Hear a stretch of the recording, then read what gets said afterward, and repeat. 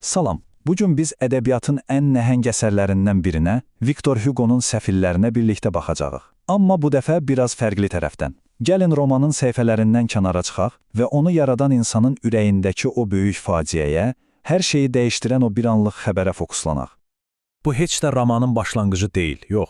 Bu 1843-cü ildə baş verən real bir andı. Viktor Hugo bir kafedə oturub, əlinə təsadüfən bir qazet keçir və bir anda bütün həyatının alt-üst olduğunu öyrənir. Yaxşı, bəs o qəzetdə nə yazılmışdı ki? Gəlin elə bu hekayənin ən ağrılı yerindən başlayaq. Hugo'nun şah əsərini formalaşdıran o dərin, o şəxsi faciədən. Bu, həqiqətən də hər bir valideynin çabusudur. Hugo'nun sevimli qızı Leopoldina və əri Charles cəmi 6 ay idi ki, evli idilər. Qayıq aşanda Charles onu xilas etməyə çalışsa da, Leopoldina'nın ağırlaşan paltarı buna imkan vermir və o arvadı ilə birlikdə boğulur. Amma ən faciəlisi nədir bilirsinizmi? Hugo bu qəbəri hadisədən düz 5 gün sonra heç nədən xəbərsiz oturduğu bir kafedə təsadüfən oxuduğu bir qəzetdən öyrənir. Təsəvvür edin, bir anda bütün dünyası başına yıxılır. Hugo bu dözülməz kədəri ancaq şeirlərinə tökə bilirdi. Bu misralar sadəcə söz deyil, bu bir atanın fəryadıdır. Bu elə dərin bir qəm idi ki, təkcə onun həyatını yox, həm də ədəbiyyat tarixini dəyişdirəcəkdi. Bu ağrı onun yaratdığı uydurma dünyaya da sızacaqdı. Bax, Hugo'nun bu şəxsi səfaləti, bu dərin kədəri, onun qələmindən süzülüb romanın özünə, o amansız dünyaya, yəni səfillərə çevrildi. Bəli, cəmi bircə kəlmə, suqut. Hekayəyə məhz bu sözlə başlayırıq və bu təkcə bir fəslin adı deyil, əslində bütün romanın ruhudur. Həm bir insanın, həm də bütöv bir cəmiyyətin suqutu.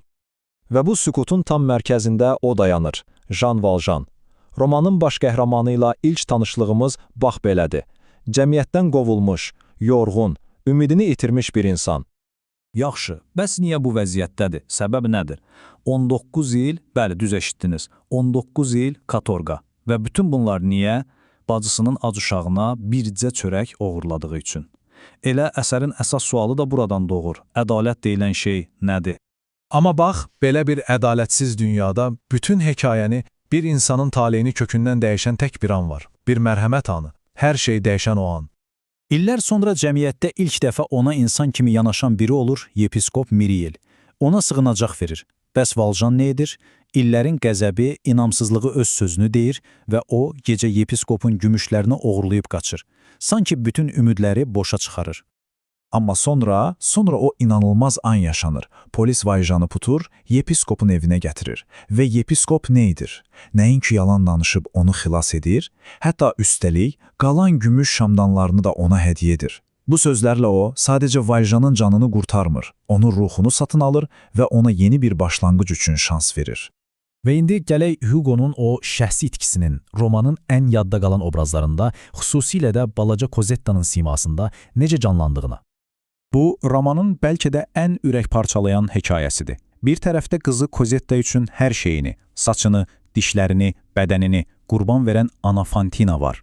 Digər tərəfdə isə acgöz Thenardier ailəsinin əlində köləyə çevrilən balaca Cosetta, ana və balanın faciəvi ayrılığı. Romandakı bu sətirlər Cosetta'nın vəziyyətini hər şeydən yaxşı izah edir. Yəni təsəvvür edin, uşağa evdəki heyvanlardan belə pis davranılırdı. Onun uşaqlığı sadəcə olaraq oğurlanmışdı. Amma bu dəhşətli mənzərənin fonunda Viktor Hugo'nun öz qızı Leopoldina haqqında yazdıqlarına baxın. Bu iki portret arasındakı fərq Hugo'nun ürəyindəki o böyük boşluğu, o sağalmaz yaranı sanki gözümüzün önünə gətirir. Və beləcə hər şey aydınlaşır. Cosetta əslində Hugo'nun öz itkin qızına olan sonsuz sevgisinin ədəbiyyatdakı təcəssümüdür. Jean Valjean isə xilasını məhz bu uşağın qoruyucusu olmaqda, ona atalıq etməkdə tapır. Yəni Valjean Cosetta'nı xilas edərkən əslində öz ruhunu da xilas etmiş olur.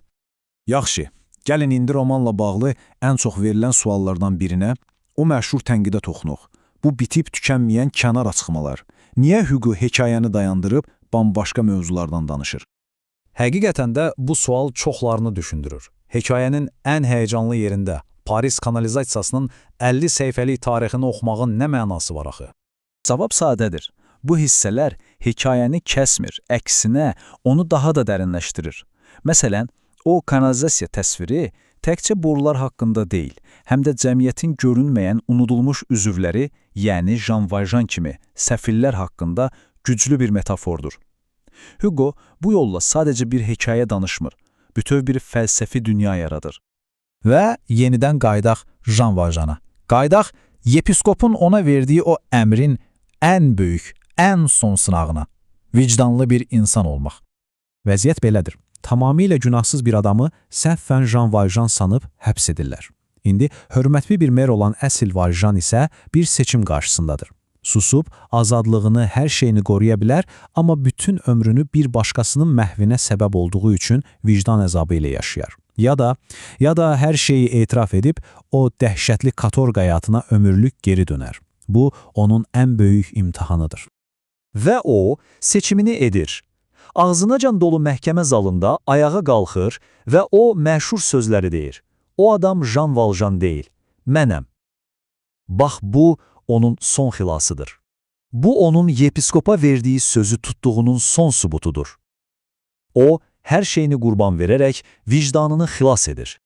Təsadüfi deyil ki, Lev Tolstoy bu əsəri bütün romanların ən möhtəşəmi adlandırıb. Çünki Səfillər sadəcə bir kitab deyil. Bu, bir insanın dərin kədərindən və insan ruhuna olan sarsılmaz inamından doğan bir hekayə, bir tarix və bəlkə də bir duadır.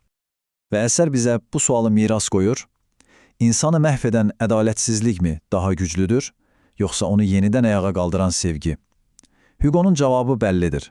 Bəs siz nə düşünürsünüz? Bu barədə düşünməyə həqiqətən də dəyər. İzlədiyiniz üçün çox sağ olun.